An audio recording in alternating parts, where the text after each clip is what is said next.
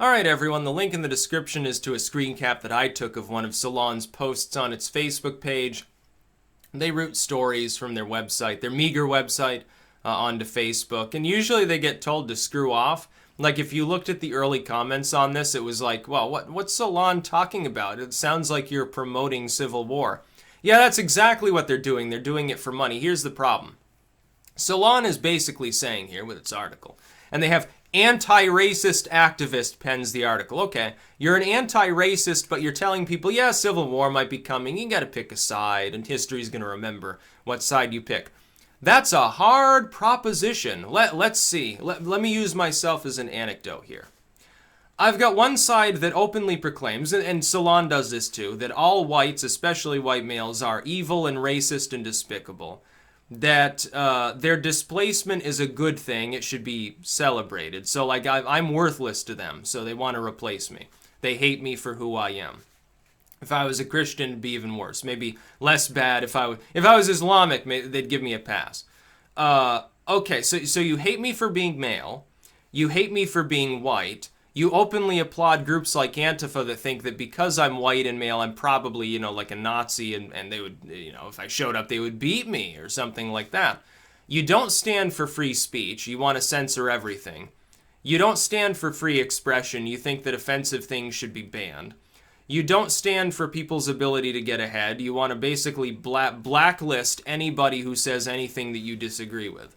Okay, so there's one side. There's the Antifa, BLM, Salon, alt-left side. Okay, so it's clear you hate me, but you stand for racial justice somehow. I'm not exactly sure how you do, but you tell me all the time that you do. So I'll take it on a token that you're like Malcolm, you're like Martin Luther King. Okay, you want to cast yourselves off as social justice. Okay, what's the other side saying? The other side's saying, ha, frog memes, chaos, Pepe, memetics. And tells me, well, you don't agree as we do, which is a problem, but ultimately you're white, so, we're not going to shoot at you or beat you to the ground. Unless you join Antifa, like all the lily white sort of college-gated community liberals, the trust fund babies, and the disability babies do. Okay, that's a hard choice. Who am I going to end up siding with if I were forced to take sides? You see, here's the thing. I don't feel compelled to take a side. I don't fucking have to. I can totally hate groups like Antifa and the fringe of BLM and think Salon's full of crap.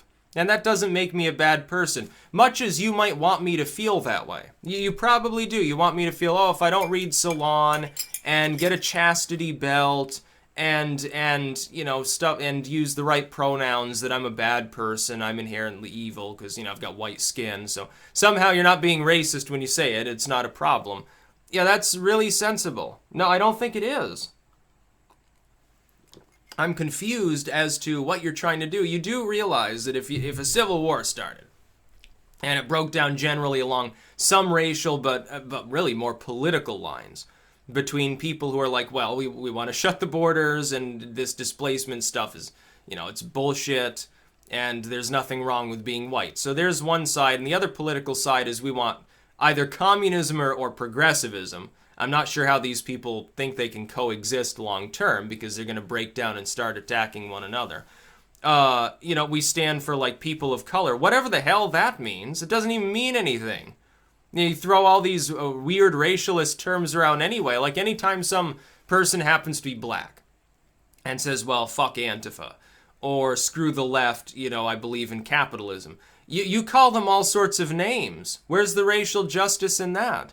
I thought you stood for people of color. Historically marginalized people is how Antifa puts it.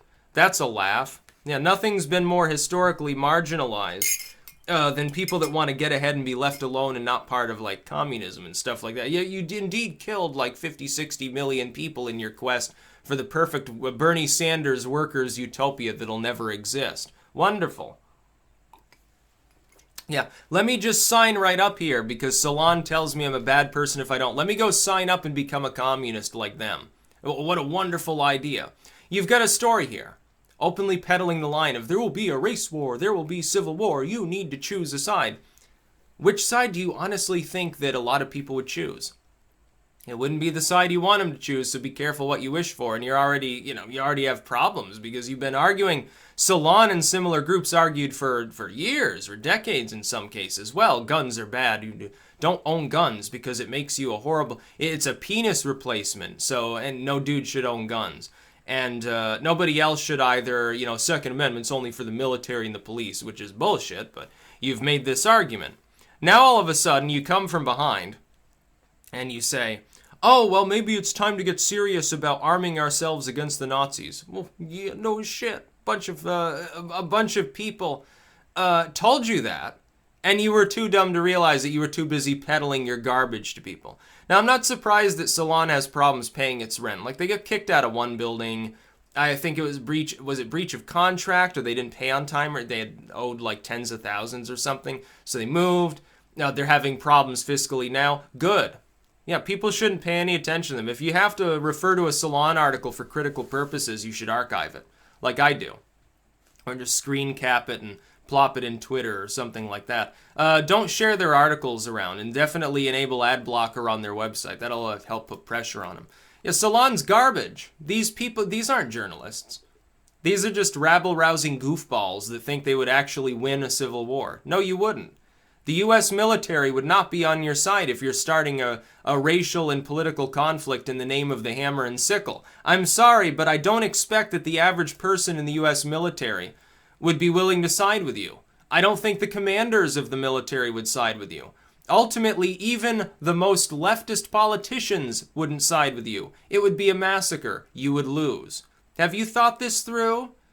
You still want to call for violence? See, every time Antifa beats someone to the ground, Salon is more than happy to say, oh, but it's just a Nazi, so, civil rights be damned, the same ones we claim we fight for.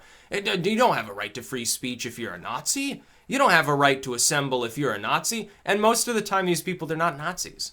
They're like, oh, they wore a MAGA hat, therefore despicable fascist. Are you crazy?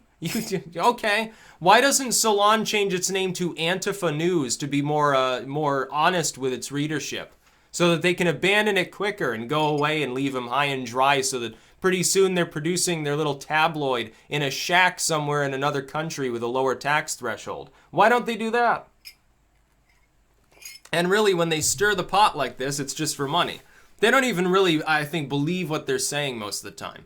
It's like when they had that self-professed child predator writing articles for them. So, oh, I'm not a bad guy, blah, blah. And it's like people were like, what are you smoking up there in the boardroom?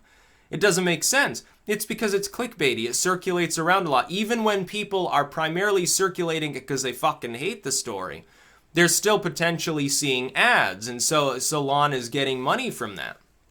That's why archive.is and AdBlock Plus and NoScript and things like that are so wonderful. You should definitely use them.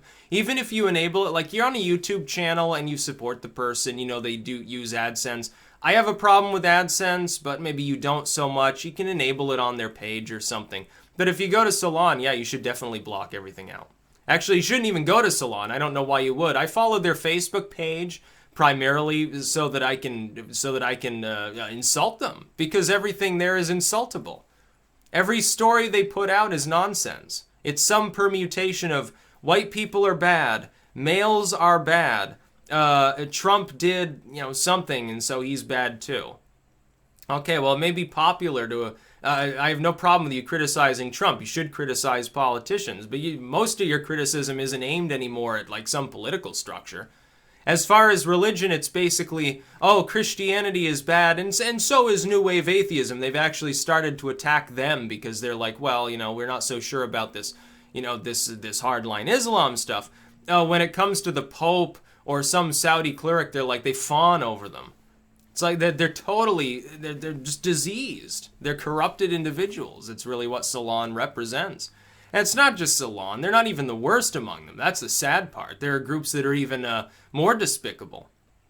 But I mean, come on, you're openly calling for civil war. If this is civil, I'll read this here. Let me actually click on it because I've got it open right now. If this is civil war, pick a side. Donald Trump, white nationalism, and the future of America. History will judge you for your choice.